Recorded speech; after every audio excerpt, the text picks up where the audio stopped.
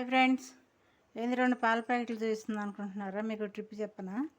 ఇదేమో 3 డేస్ అవుతుంది తెచ్చి, ఇదేమో 2 డేస్ అవుతుంది తీసుకొచ్చి. వీటి రెండుని నేను విడివిడిగా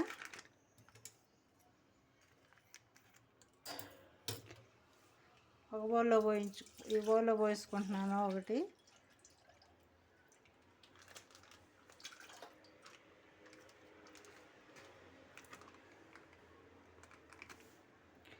మరి ఇంకో గిన్నెలో పోసుకుంటున్నాను.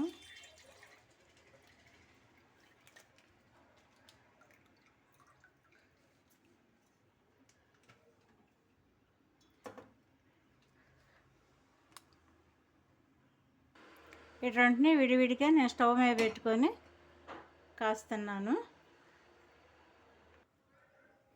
చూడండి ఫ్రెండ్స్, ఇవి కూడా కాగినాయి, పాలు వేడైనవి. నేను ఇంకో బౌల్లో తీసుకున్నాను కదా,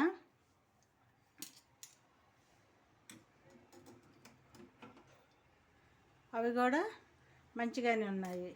ఎందుకు ఇట్లా కాసానంటే, ఒకవేళ ఇరిగిపోతే మళ్ళీ కలిపి వేసామనుకో, ఒకవేళ ఇరిగినాయి అనుకో, ఇక ఆ పాలు వేస్ట్ అవుతాయి, ఈ పాలు వేస్ట్ అవుతాయి.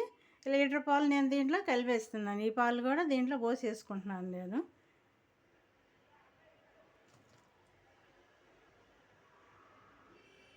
ఈ రెండు కలిపేసేసి నేను మరగబెట్టుకుంటాను.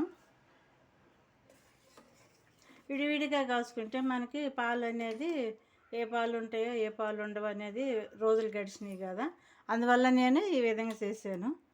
ఈ టిప్ కానీ మీకు నచ్చింది, మీకు వర్కౌట్ అవుతే చూడండి. ఈ టిప్ని మీకు నచ్చిద్ది అనుకుంటున్నాను.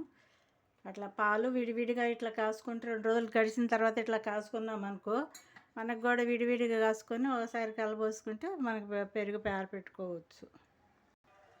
చూడండి ఎలా మరుగుతుందో. కొంచెం ఒక 5 నిమిషాల దాకా ఈ విధంగా మరగబెట్టుకొని మనం ఆరబెట్టుకొని, ఆరిన తర్వాత తోడు పెట్టేసుకుందాం.